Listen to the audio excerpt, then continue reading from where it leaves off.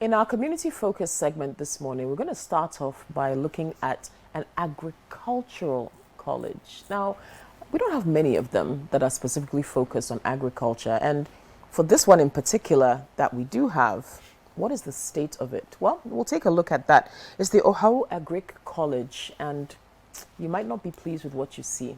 Take a look at this. Established in 1964 by Dr. Kwame Nkrumah on a vast area of land in a small town called Ohawu, the Ohawu Agricultural College has produced many agriculturalists who have helped in improving the agric sector. Like all of the other establishments Kwame Nkrumah built in Ghana, the Ohawu Agricultural College was built to be a world-class agri school with almost all of its infrastructure built as far back as 1964. The school is in a deplorable state, with most of its buildings abandoned and infrastructure left to rot. A visit to the school shows how the once prestigious institution, which produced many good agriculturalists and scholars for the country, now looks dejected. Some students and teachers have been speaking to City News and wants government to come to their aid. This was the main challenge is about lighting system and the heating system. When it's small sunshine, the heat generate is too much here because of the roofing sheet. It has become old, and the dust too is coming from this side. When the wind blow, it carry everything inside. That is the second challenge, and the connection to it has become old. If there is small tender or some stress on the pole, the thing stop. The light just stop like that. Right now, I was talking now, there's small rainfall happening this afternoon. Due to that, there's no light here. We need to send our phone to the other dormitory to go in charge. How does that affect your studies? Actually, that affects our study. Maybe right now we are forgetted today. Since let's take for instance, that time right now we haven't forget.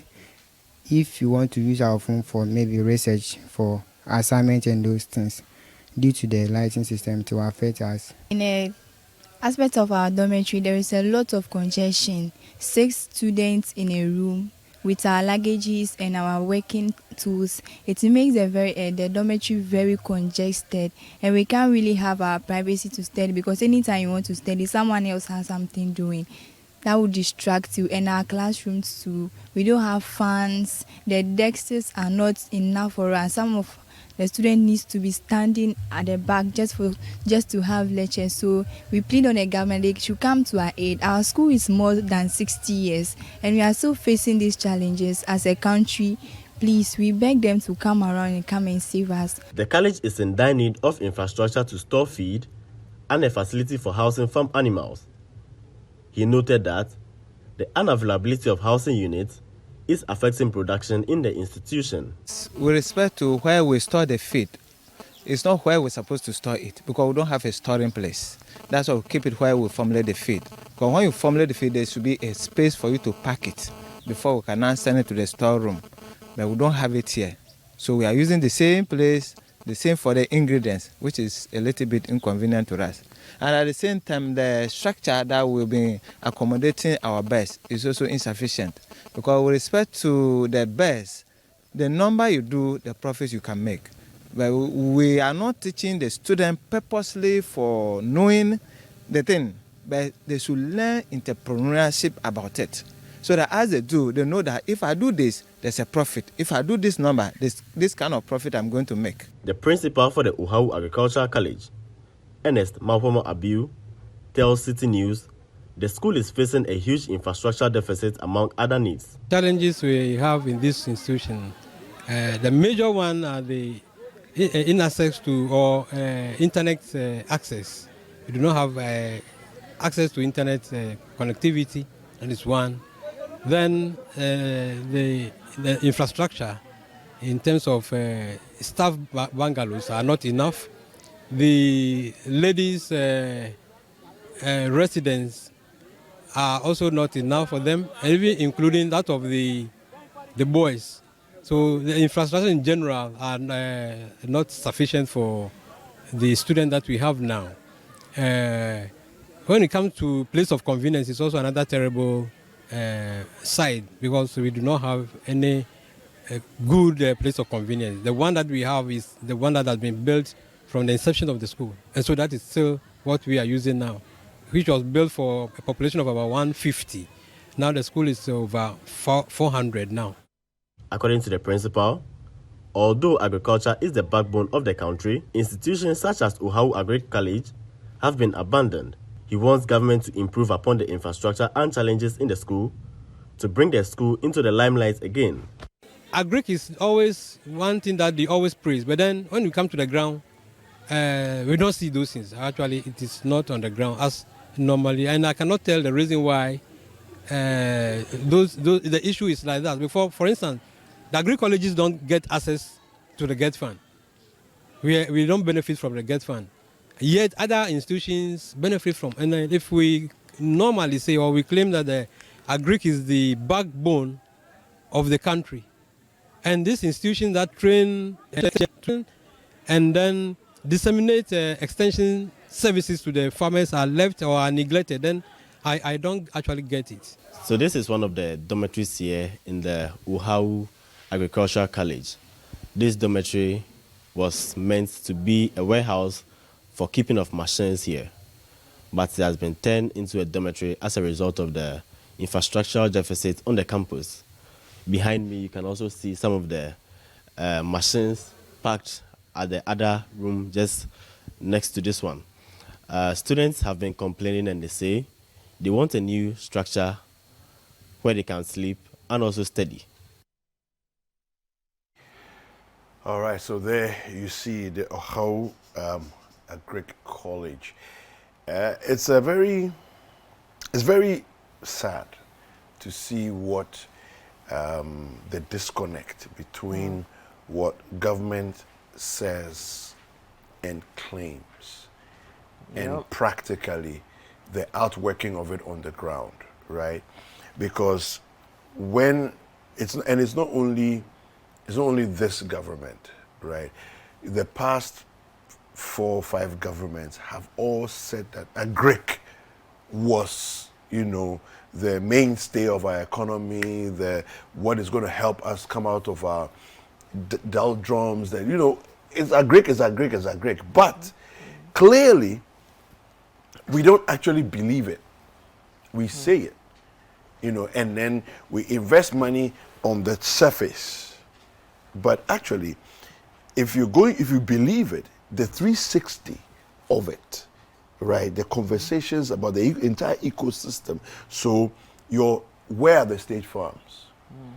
The agri colleges, look at the state of this one. Yeah. I wonder what the other ones look like. Also look like. That the government invested about $1 billion in TVET institutions from the past 4 years, right? $1 billion. So over $1 billion. This is what we've been told. Yeah. So this is according to the Commission for Technical and Vocational Education and Training, or CTVET. It used to be called VET, right?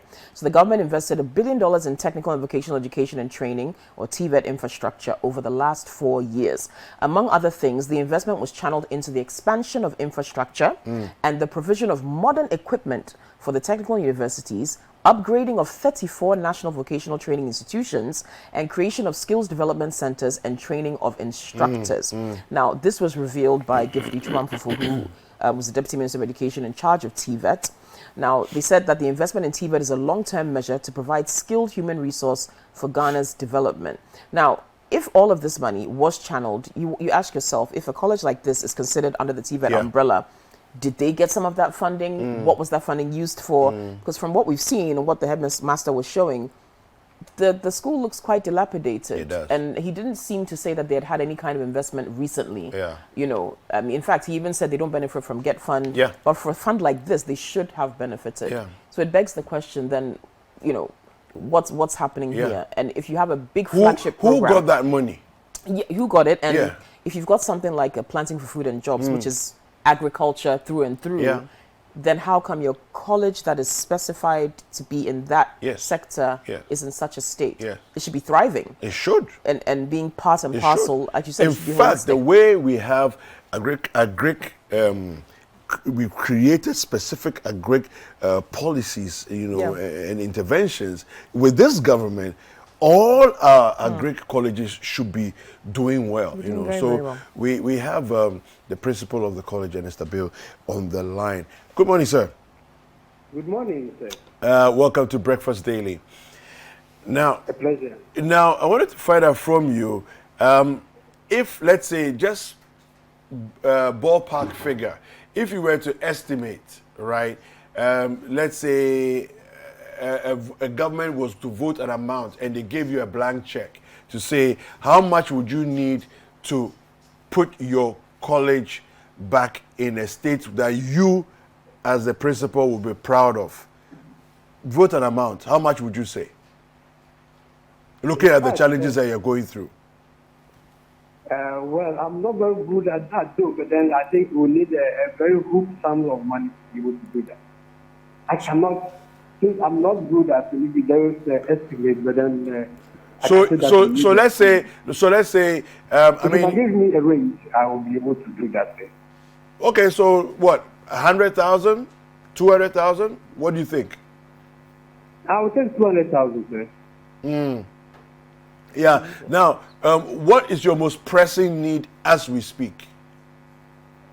There will be pressing needs and accommodation for teachers and then students. It's one. Then we'll talk about the internet access. Okay. And then a reliable source of water, potable water, of course. What's the water situation like? Not too bad though, but then we have a drill bore which we pump every day into a reservoir which distributes to the various halls of residents for the system. But then the capacity actually is not much because at the time that the reservoir was put up, I believe we're talking about the population of 150 students. Yeah. Today we're having about 400 plus students without the tutors. So that is the situation. Okay, talk to us and about. So every day we continue pumping all the time. Yeah. And because also the pipes that they were laid, I think some were metal, a lot of rusting has taken place. So when they open the water in the morning, the color actually is so turbid with suspended mineral particles. It has to flow for some time for you to get a clear water to use. So actually students don't drink that water. They buy pure water all the time. Wow. Talk to us about equipment for training and practicals and all that. We have been privileged to have some equipment delivered to us by the government of Canada and then the Netherlands. But then still, they are not enough. For instance, when it comes to transportation, we have only one 30-seater bus. And in this time, we need to always move students to other institutions for them to learn a lot of things that we do not have. So we are very much challenged. Since we have student number of class more than 100, it will be difficult to convey these people to do any meaningful practical with them. So that is higher aspect. Now, when you also come to other equipment, for instance, the lab and then the laboratories, now currently they are putting up a lab for us, and very soon this thing will be. Yes. Okay.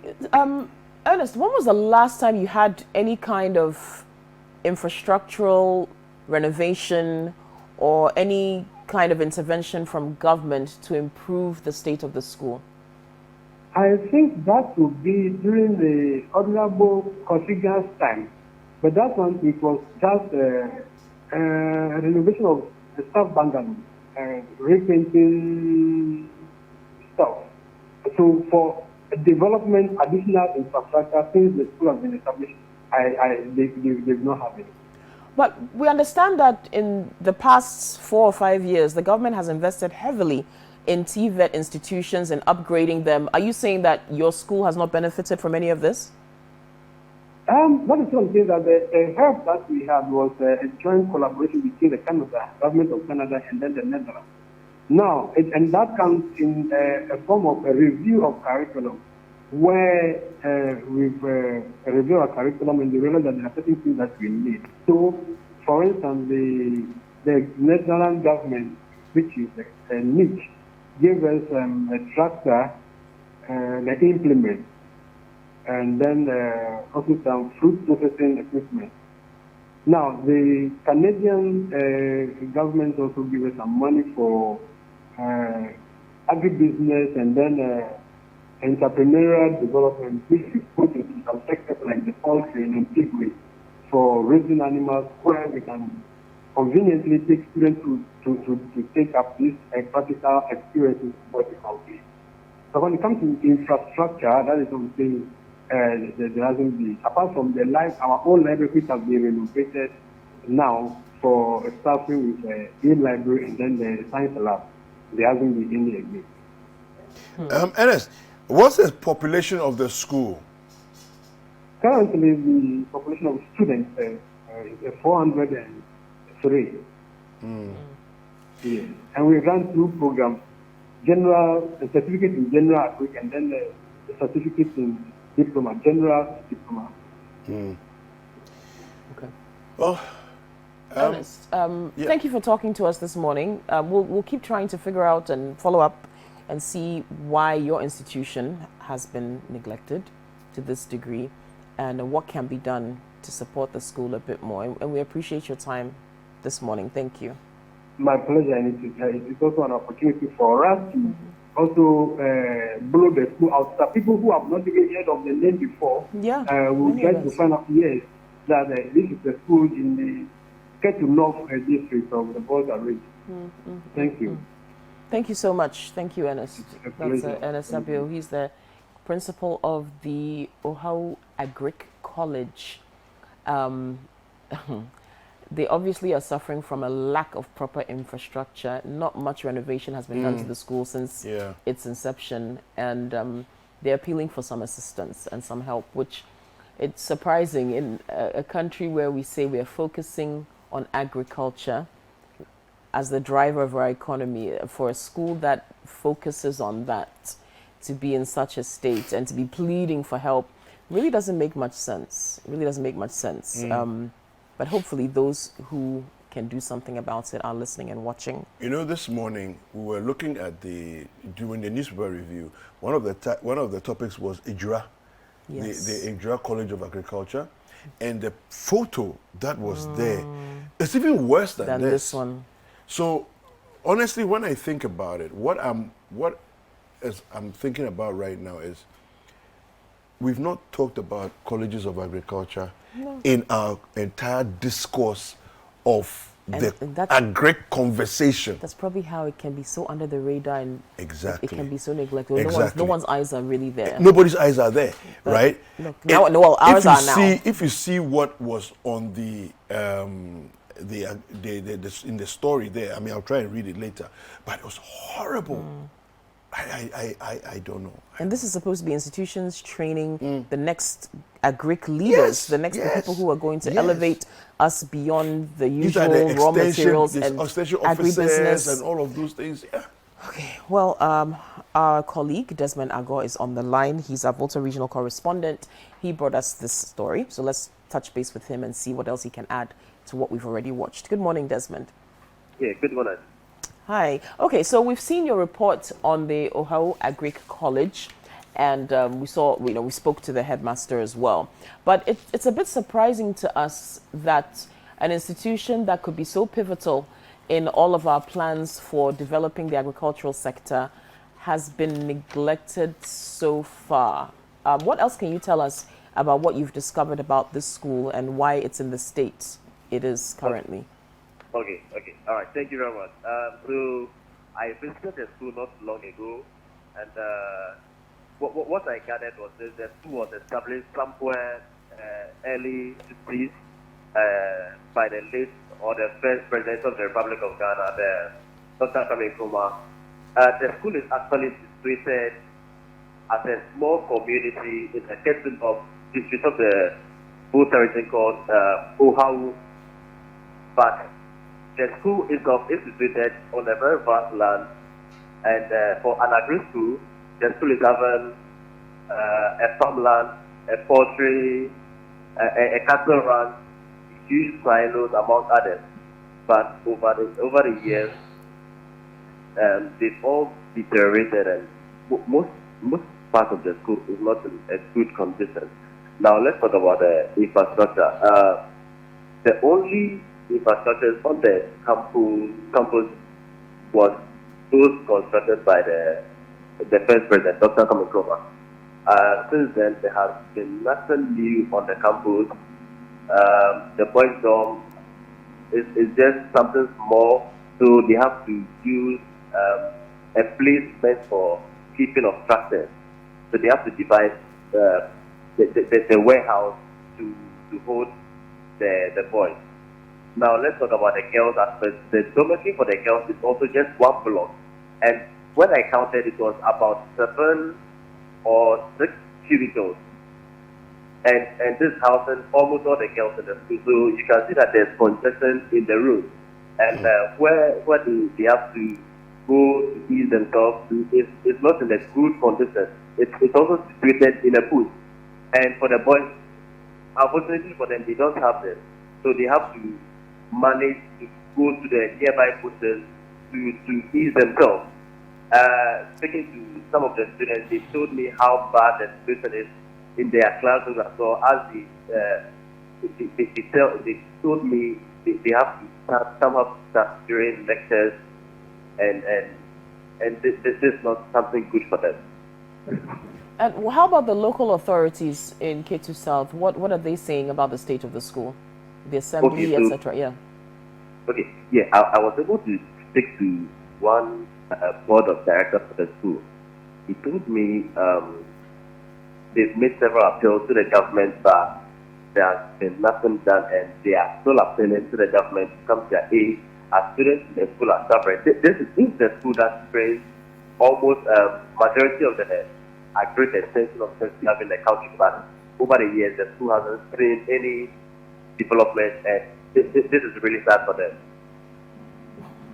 We know how important Agric extension officers are to carry out the work that they do in various communities, especially rural communities. So how do you train someone in a state like this and an environment like this and expect them to bring their best to the table? Desmond, so as far as you're concerned, I mean, there's the the conversations around this college, Ghana Education Service, any of these authorities in the education space making any comments about this? Do they? Have you talked to anybody at that level to find out whether they have any interest or any plans? Okay, so I tried speaking to the education ministry in the recent past. They've since not responded to the call.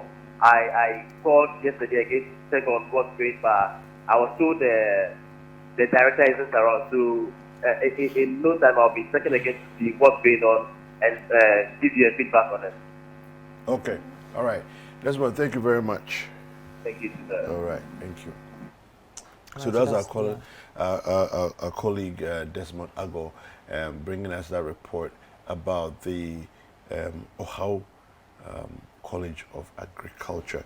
Now, what I realize is that basically what we've done is, since Kwame Nkrumah set up these schools, there's no further investment, right? And I don't know, and I stand to be corrected, if any of the colleges of agriculture have received any investments in the Fourth Republic at all. I don't know, right? There's a story here on the front page of the Anchor. We read it. It said here, abandoned Ejura farms rotting away. All right, abandoned Ejura farms rotting away here. The story is on page 5 of the newspaper, and it's written by Gifty Arthur. It says here, the Ejura Farms Ghana Limited, located in the Ejura Siche Dumase district of the Ashanti region, is still rotting away as successive governments come and go without any attempts to revive it. Sounds very similar to what's happening in Ohawu. In K2 South, yeah. The current deteriorating condition of the farms again brings to the fore concerns about Ghana's poor maintenance culture of its assets. Photos of the one-time important state asset cited by the anchor shows all the buildings and equipment abandoned in a very rusty state. Now, this is actually a state farm. You see, now there's a number of state farms around the country that have all been abandoned. In 1962, when Kwame Nkrumah decided that Agric we are going to be big in Agric, right? That decision was hinged upon the fact that we have natural, fertile ground. And we have how many hours? 10 to 12 hours of great sunshine, daylight, every single day, right? And then we have water. Everything that you need in abundance. So he decided to set up, listen to this, Kokwe, 112 state farms in 2 years. These state farms shut us up in terms of Agric on the continent. But successive governments have come and they've gone and they've left all these to rot. State farms, now we're talking about agricultural colleges. There's the Bunsu one, there's the Kwadaso one, there's the Damango one. There are several colleges. All of these were set up to make sure that the ecosystem around Agric was shored up and given the necessary, when we say, put your money where your mouth is, right? But none of the governments that we've had in the Fourth Republic have done anything about this. But we have nice interventions that circumvent the very fundamentals, the very foundation of Agric. You can't, everything has to be interlinked. You can't have a dilapidated College of Education, a farm that is rotting away, and then have a flagship agricultural program that does nothing to tie all of them together. It just doesn't work. But we'll take a quick break. You can hashtag Breakfast Daily on social media. You can send a WhatsApp message to 0550-585832 and let us know your thoughts on this. Maybe you've attended a College of Agriculture and you want to tell us what your experience was like. So we'll be right back. This is Breakfast Daily on City TV.